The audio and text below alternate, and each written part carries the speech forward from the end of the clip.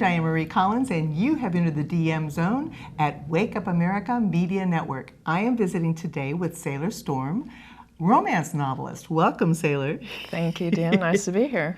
Let's talk about your latest book, the one that we've got right out here, Sue's Seduction. It's the first book in a trilogy.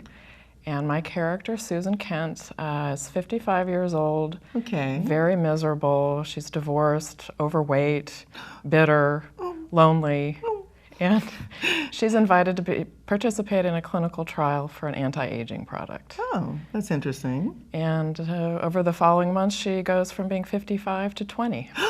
Oh my goodness. She gets hired as a model and her whole life changes. I would guess so. What a lot of fun. This is a great premise. It's a real product that will be coming out on the market in our lifetime. Oh my goodness. They're working on it as we speak. Oh wow. So it's kind of science fiction, but not really. It's science fiction now. It may not be science fiction in the future. Wow. So that means that we can get younger and younger.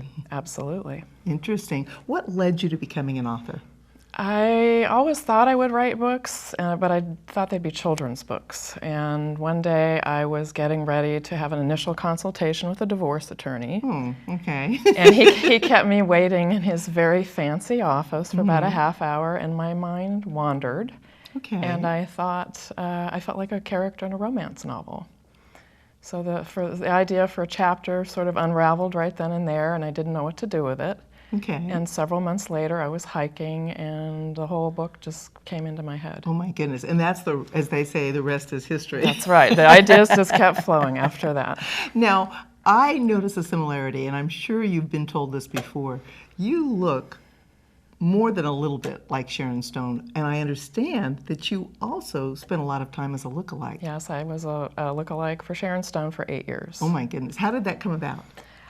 My whole life, everyone told me I looked like somebody. When I was a little girl, it was Veronica Lake, and then it was Sybil Shepherd, then it was Vanna White, and when I got to be in my 30s, it was Sharon Stone, and that stuck.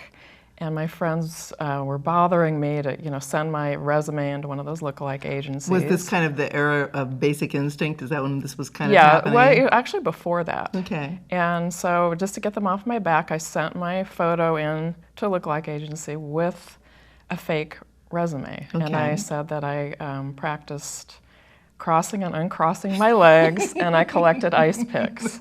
And the next thing I knew, I was hired, and I was flying around the country with other lookalikes. And you also even did a photo shoot with the Ladies' Home Journal. Yes, I won a lookalike contest, again, at my friend's prompting, and there were, 20 of us lookalikes that were flown to New York, and we were in Ladies' Home Journal and interviewed by Entertainment Tonight. Oh, that sounds like a lot of fun. Did you have fun doing it? Oh yeah, it was a lot of fun. Tell me a story that was probably most memorable of your lookalike years. I used to stay at a little boutique hotel in San Francisco quite frequently, and Sharon Stone started staying there. And when she would check in, the staff would ask her where Zach was. Zach was my baby at the time, and she thought they were all nuts. She had no idea what they were talking about. And finally, she eventually just said, "I left him at home." Because she didn't know who Zach was. The staff thought you looked more like Sharon Stone than Sharon Stone. That's what they told me later, yeah. Very confusing for them. I understand that you actually have more male readers than female hosts. Well, I mean fans, I do. How does that happen? I think it's because of the suspense in my books, and I'm sure that the sex doesn't hurt either. Well, I've read them, and I think the sex is kind of nice there too. they're really enjoyable. I've started from the beginning and going forward. This is your fourth, but you've got a fifth one coming out then soon? Yes, the fifth one is coming out, the second in the Sue's Seduction trilogy, and that's coming out in September.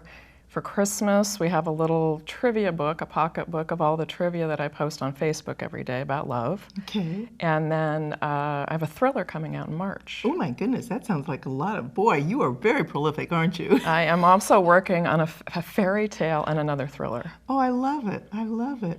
Well, I can't imagine what more fun it would be than to writing fiction and romance.